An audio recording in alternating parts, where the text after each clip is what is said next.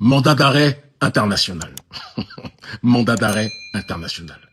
Quelle erreur stratégique, monumentale et fondamentale du camp néocolonial, qui, encore une fois, a visiblement quelques coups de retard, pensant naïvement que leur mandat d'arrêt aura une incidence sur ma personne, comme si nous n'avions pas déjà pris, depuis un certain temps, nos précautions dans ce combat géopolitique que nous menons contre les esclaves dociles de la plantation néocoloniale, néolibérale.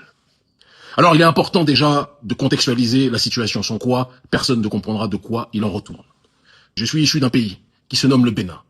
Pays qui, depuis 2016, a été pris en otage par un prédateur économique absolu, qui dirigeait déjà économiquement le pays depuis très longtemps, car il s'était accaparé toutes les ressources de l'État, pendant que la majorité de la population vivait déjà dans des difficultés. Quand il a accédé au pouvoir, il est rentré dans une démarche de vendetta. N'oubliez pas que lui-même avait subi et vécu un mandat d'arrêt international en octobre 2012 pour tentative de coup d'État contre le président de l'époque, Yahya Boni, d'accord, et tentative d'empoisonnement et d'assassinat contre ce même président. Quand il est arrivé au pouvoir en 2016, Patrice Talon est rentré dans une vendetta politique et dans une accentuation du processus de spoliation des ressources de l'État, de prédation économique absolue, d'injustice sociale qu'il a érigée en religion, d'exclusion systématique de toute force d'opposition des scrutins majeurs aux élections. Au présidentiel, depuis que Talon a pris le pouvoir, il n'a jamais accepté que l'opposition puisse se présenter. C'est très important que l'on puisse quand même le rappeler.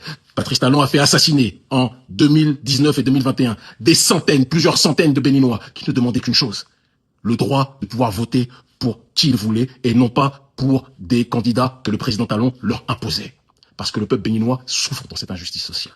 Alors Talon, un petit peu comme le dirigeant d'une boîte, c'est d'ailleurs comme ça qu'il fonctionne avec son pays, c'est quelqu'un qui présente une belle vitrine à l'extérieur, pendant qu'à l'intérieur, il persécute ses employés. Un petit peu comme les employés des grandes multinationales occidentales, qui sont souvent des Philippins ou des Africains ou des gens qui vivent dans une précarité extrême, et à l'extérieur, on vous vend des beaux produits, on vous dit que tout va bien. C'est exactement la même chose avec le Bénin. Il ne vit pas et il ne considère pas, il ne dirige pas le Bénin comme un président qui protège ses concitoyens. Il dirige le Bénin en voyant la population comme ses sujets, d'accord, ses soumis, qui doivent faire ce qu'il dit, se taire, sans quoi ils seront assassinés ou incarcérés en masse, comme c'est le cas depuis sa prise de pouvoir, ou poussés à l'exil. C'est la réalité des faits, et vous et moi le savons. Talon, en plus de tout ce que je viens d'énoncer, a fait récemment un coup d'État constitutionnel.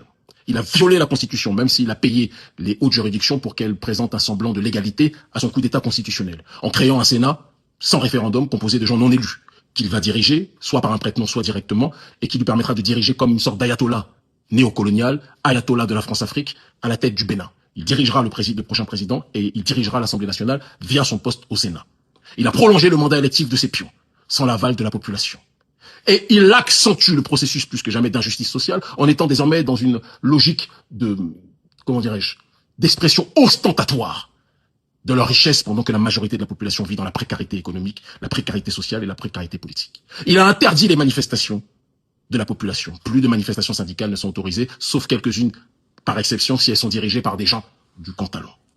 Et vous pensez que quand vous agissez de cette façon, depuis bientôt 10 ans, qu'est-ce qui va se passer au sein de la population? Il y a un proverbe qui dit que celui qui engendre un coup d'État constitutionnel connaîtra en récolte un coup d'État militaire.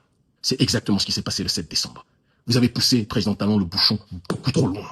Parce que vous pensez que comme vous terrorisez beaucoup de Béninois, tous les Béninois allaient se taire. Mais non. On l'a vu dans les groupes WhatsApp. Utilisation record de WhatsApp le matin 7 décembre du coup d'État. La majorité des Béninois pleuraient à chaudes larmes de joie. De joie. Et vous le savez. Du coup d'État qu'ils pensaient réussi.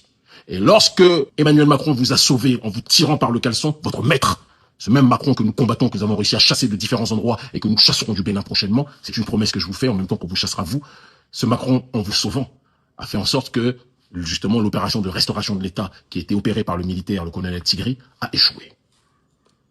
Mais je vous l'ai dit lors de ma dernière allocution, que si vous ne vous remettez pas en question, si vous ne rentrez pas dans une logique d'introspection, si vous ne convoquez pas des assises nationales, parce que quand tant de gens dans votre pays sont en colère vis-à-vis de vous, on arrive à vous haïr face à l'injustice sociale qui est devenue une religion que vous appliquez au Bénin. L'injustice sociale, tous les privilèges pour votre petite caste qui vit la vie de rêve au Bénin, à Cotonou, qui vit une vie de Miami, comme ils aiment le dire dans les réseaux sociaux, pendant que la majorité de la population, elle, n'arrive pas à joindre les deux bouts. Vous parlez tout le temps de croissance à l'extérieur. Oui, il y a une croissance, entre guillemets, économique, via différents truquements que le professeur Mamadou Koulibaly explique très bien en ce qui vous concerne. Mais cette croissance économique bénéficie à qui? Elle bénéficie à votre caste prédatrice et pas à la majorité de la population. Quand les gens sont étouffés économiquement, paupérisés, Interdit de parler pour se plaindre en allant manifester. Interdit de pouvoir voter. Qu'ils voient sous leurs yeux sans pouvoir réagir que vous faites un coup d'état constitutionnel, vous prolongez les mandats électifs de vos éléments. Qu'est-ce que vous croyez qui va arriver? Je le dis et je le répète. Ce qui s'est passé, je l'ai félicité. Parce que quand quelqu'un fait un coup d'état constitutionnel, je me donne le droit de féliciter ceux qui vont empêcher ce coup d'état constitutionnel. Je le dis avec froideur. Soit on empêche les coups d'état constitutionnels, soit on ne pourra pas empêcher la répétition. Et c'est ce qui va se passer. Des coups d'état militaires, qui sont en réalité des opérations de restauration de l'État dans ce cadre-là. Patrice, tu as lancé un mandat d'arrêt contre nous, mais tu es tombé sur le mauvais noir. Je te le dis avec simplicité. Tu ne pourras jamais nous arrêter. Et quand nous allons nous rencontrer, tu seras aux arrêts. Et nous reviendrons sur la terre de nos aïeux. Et nous serons dans une démarche de communier avec notre population. Enregistre bien ce que je dis, parce que c'est ce qui va se dérouler. Tu es tombé sur le mauvais noir, Patrice. Tu es l'esclave docile de la plantation néocoloniale et néolibérale. Je suis un des esclaves rebelles de cette plantation néocoloniale, de cette plantation néolibérale. Macron claque des doigts et vous fait ce qu'il veut. Et c'est pour ça qu'en retour, quand vous êtes en danger, ils viennent vous sauver. Mais ton maître ne pourra pas te sauver éternellement. C'est une question de souveraineté, Patrice. Nous n'avons aucun maître. Aucun. Si ce n'est Dieu. Ce combat, on va le mener jusqu'au bout. Et vous ne pourrez pas nous stopper.